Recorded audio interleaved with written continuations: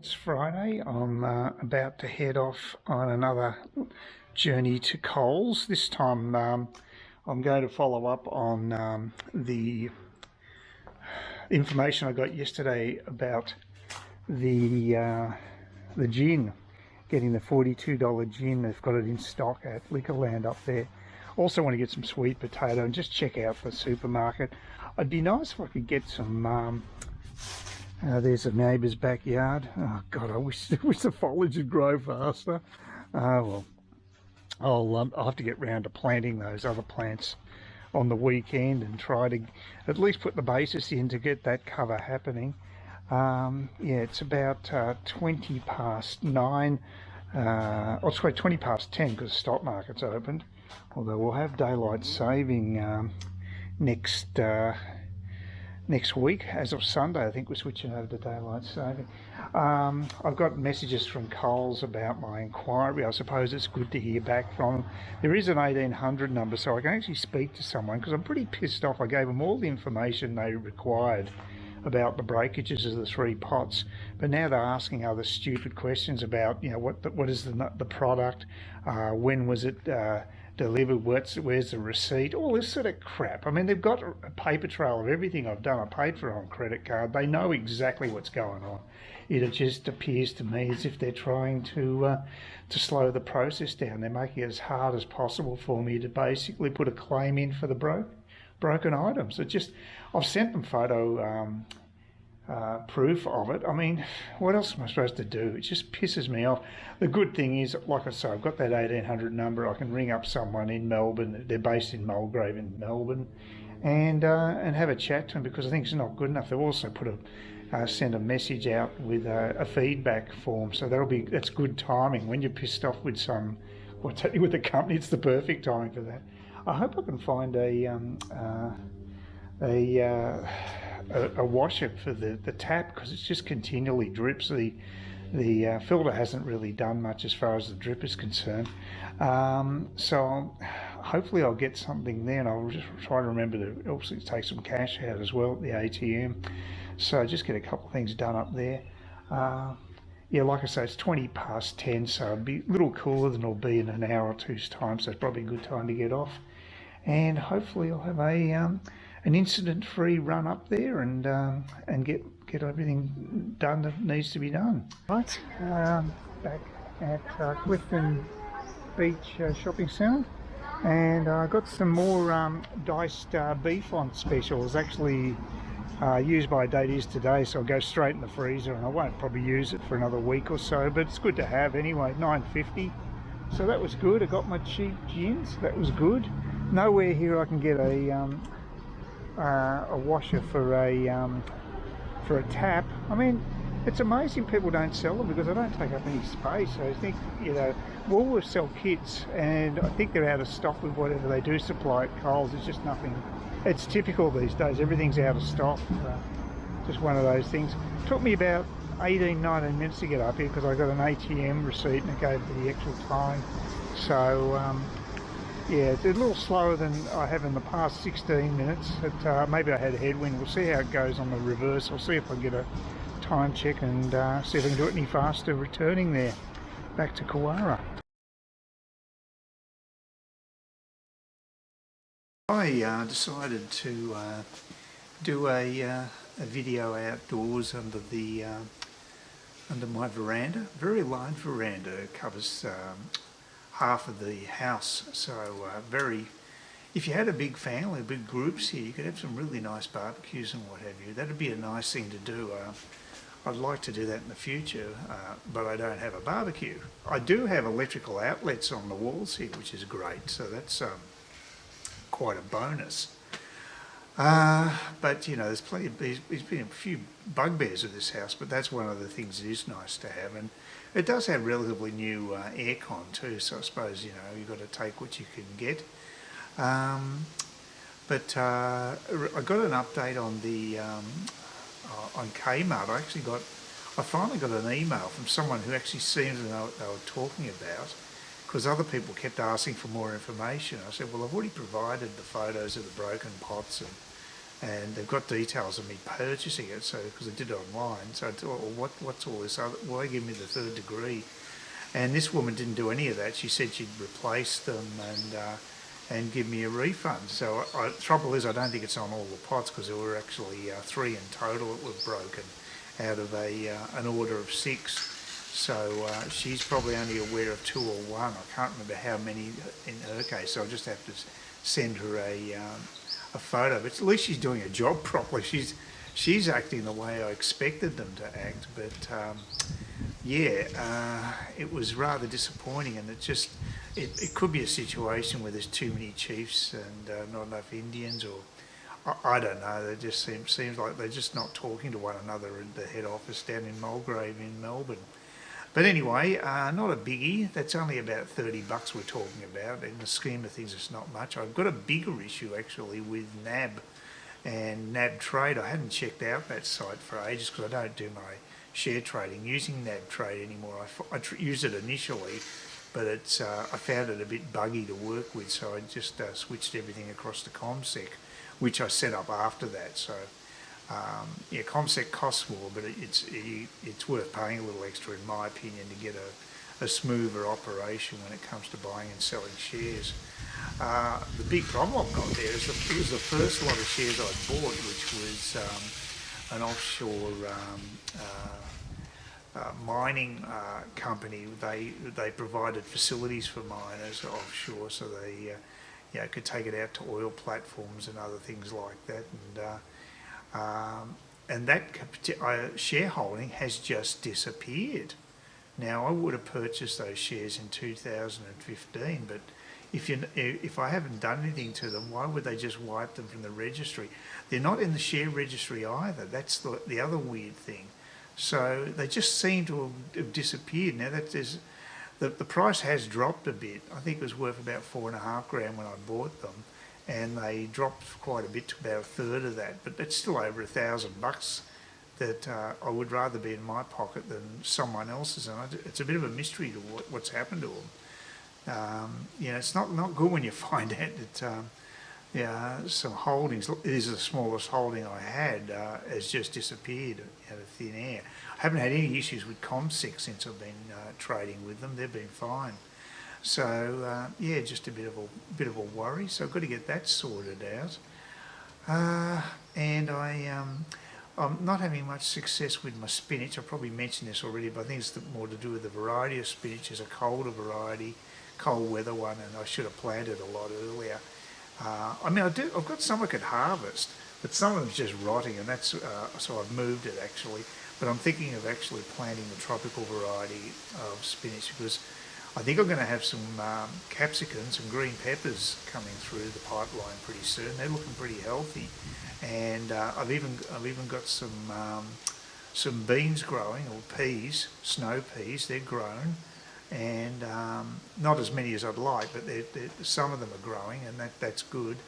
And I've got plenty of tomatoes happening, plenty of cherry tomatoes coming through the process. They should be harvestable, if there is such a word, in about a week or two's time, I would imagine. So that's good news. On a broader issue, a lot of people are talking about the way the world's going in general is that we're at the end of an empire, that it's sort of Rome revisited with what's happening in Western society. A lot of wokeness, a lot of decadence, a lot of wasted money. You have things like institutions that were once revered. Say in the States in particular, the military institution was held in high esteem, and that one had survived the recent cynicism that the people have. I mean, obviously, the mass media is on the nose totally in America, going by polls. And mind you, the irony is the polls themselves are on the nose. People don't trust the polls now either. But that's really been on the nose. Congress has been on the nose in America for a long time. So the legislature in America, people have very low regard for it. These are not good situations. People becoming much more cynical about their public infrastructure in that respect. and that's not good. But up until now, the military had been held in high regard. But of course, that all changed with the schmozzle that took place in Afghanistan recently, where I think it was $90 billion worth of hardware were left in Afghanistan, and Americans were left there to basically fend for themselves as well. It was an abysmally planned withdrawal, totally shambolic, and of course people like General Milley seem to basically blame everybody but themselves. The whole military brass in America seems to basically just all they're after is survival. Is all that's their only raison d'etre, is to basically survive and not be accountable. There has been one sacrificial lamb. I think he was actually I think a major or something like that. He was I can't remember his name, but I can flash it up. I can find it quite easily because he's the only one that's been arrested for remarks made about the withdrawal, basically telling the truth, and that's a no-no in the American military now. I mean, remember, Milley is the guy who's supposed to be the liaison person for Trump, and he basically told the Chinese, this is what it has been alleged in a book by one of the guys who did the Watergate scandal. Bob Woodward, I think it was, actually wrote this book and has alleged that basically Milley talked to his Chinese equivalent, the general in China, assuring them that America would never attack them while he was in charge. Basically, cutting, if that's true, cutting out the duly elected president from the loop, which is a real no-no, and that's military dictatorship type stuff. It might be admired in a place like Thailand, but doesn't go down well in America. But institutions and trust between, say, Democrats and Republicans at an all-time low. It's become very tribalistic. America is being split on racial grounds, gender grounds. It's a disaster. A place, I mean, Australia is looking like a rock of stability in comparison, although we've got a lot of problems ourselves. But you'd have to look at America and say, well, looking at issues where people now are losing faith in all the institutions, including the military, it does look like Rome revisited. I don't know if you'll see the Visigoths taking over Washington, but you do have the borders are basically porous at the moment in the southern borders of America. Biden and his border czar, Kamala Harris, have done absolutely nothing to reinforce the integrity of the United States as a sovereign nation, because Haitians are going through, walking through the border in their thousands, tens of thousands from what I can gather. They're trying to suppress images of it happening. That seems to be their solution rather than actually doing something about the problem. It's handling the PR. It's a terrible situation, and you can't have a nation state unless you do protect the borders. And that's what happened with Rome. They basically got invaded on 2 occasions, and basically the whole structure of their society was undermined. And the other thing that happened with Rome, which is a parallel today, is that their currency was continually devaluated. When Rome was a republic, the gold coins actually had gold in them, the silver coins actually had silver in them, and quite a substantial percentage. They actually had intrinsic value. But as time went by, they just basically put in inferior metals. The gold and silver went, and it was basically a reflection of the way society was. That the real value of the currency basically evaporated. So, and that's happening in America with the quantitative easing. Biden putting through this trying to put through a $3.5 billion infrastructure package, which is anything but infrastructure and what we think of infrastructure, which is fixing roads and bridges and airports and energy pipelines and all those sorts of things which you normally think of as infrastructure. No, not talking about that at all. Their definition of infrastructure is wokeness. It's crazy. But look, there's actually a new series I've been waiting to watch for some time. It's based on Isaac Asimov's Foundation series, which is a famous series of books he wrote about the collapse of a civilization is the theme of it, ironically. And Apple TV have just released the first 3 episodes today, to my knowledge. And I can't wait to get a look at it. But then again, I'm in two minds, because what are they going to do to something that was written in the late 50s, when we didn't have all this PC and wokeness? I have a feeling they're going to make it unwatchable. So that's a real worry with entertainment today, because Hollywood's become a disaster too. So it's very sad. I feel like I'm in an enclave of sanity up here in far north Queensland. We're not totally impervious to all this crap, but I feel as though at least it's a bit of a buffer. I think it won't be a Rome situation, because the world is different. It's integrated now. I can see both the US and China pretty well imploding in the next few years. There's a high danger of that occurring. They're both houses of cards, in my opinion. Mind you, could say that about Australia too, with our real estate prices are just insane, and they're only bolstered because it's a political expediency to have higher prices. It makes Australians feel more affluent, and the politicians know that, and so they'll distort the economy just to make Australians feel better about themselves, so that they'll continue to basically vote for those people. Because the political situation now this is another sign of what happens when you're coming to the end of an empire. Hard times make strong men, and strong men make life easier in the future.